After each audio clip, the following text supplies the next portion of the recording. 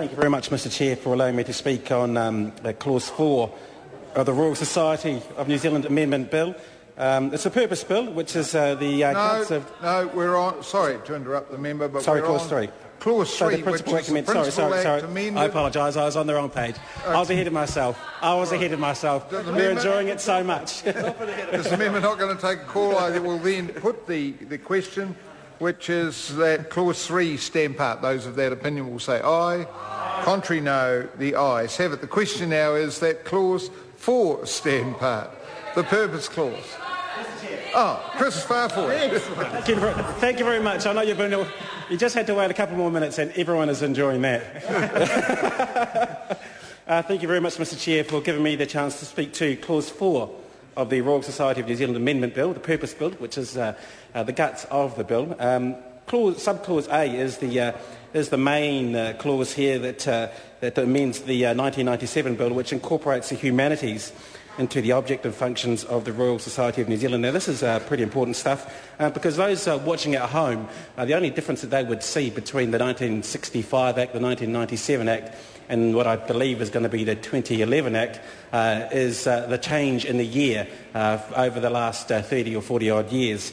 Now, this is important, of course, because Charles Chevelle, a Wellington colleague of mine before in this debate, talked about the foundation and the federation and the future of the Royal Society of New Zealand and the importance of the role that it has played over the years. And of course, the bringing in of the humanities into the realm of the Royal Society of New Zealand is a major change since the Society began in 1867.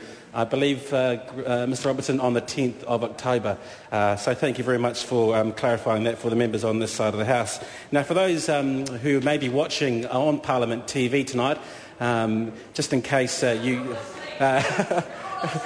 Just in case you were waiting for the voluntary student membership bill, and there was a mistake with some of the graphics on the station earlier today. What exactly is going to be the change here around the humanities? What disciplines are going to be introduced here? And I had a quick look at the Royal Society website, and I understand that those who study in the languages area, around history, around religion, around philosophy, around law, classics, linguistics, cultural studies, art history, drama, will all now be included in the Royal Society of New Zealand.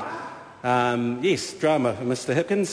They will also be included in the Royal Society of New Zealand, be able to be fellows, members, and be rewarded for some of the achievements that they may achieve over the years as they look forward. As I was looking through the website, there are a number of people who have had many awards from the Society, one or two. Some of these people are recidivist rewardees or winners of prizes from the Royal Society of New Zealand. And I understand that, in fact, a new medal, a new humanities medal, will be introduced to be given out by the Society.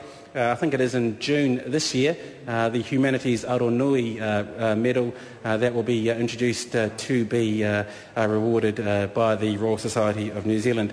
Now, as Charles Chevelle was pointing out earlier on in the debate on this bill around the foundation, the federation and the future of the society. One thing that has changed, obviously, is introduction of these humanities, but one thing that will not change is some of the core functions around the Royal Society of New Zealand. The beauty of the society is that it looks after both ends of the spectrum. It's in the grassroots in schools, trying to promote the awareness and acknowledge achievement of science, and now the humanities, once this bill becomes an act, in schools and around the country. But it also looks after those experts who are already working in these expert fields in science. As I said before, when this bill comes to pass around the humanities, to make sure there is the infrastructure and the support and the professional development in these disciplines to make sure that they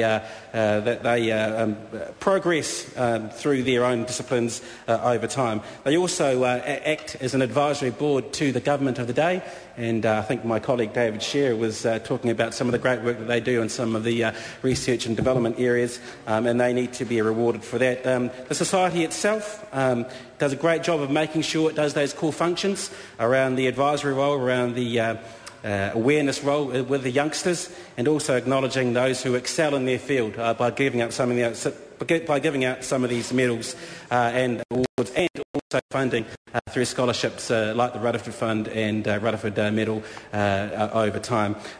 This 2011 bill amends 1997. What it does is it makes sure that the Royal Society of New Zealand has a new modern face. It has a new modern face by making sure those disciplines that I listed off earlier have an equal footing next to the science and technology footing members who have been able to use the society to forward their disciplines since 1867, and that needs to be commended. Grant Robertson. Thank you very much, Mr. Chair.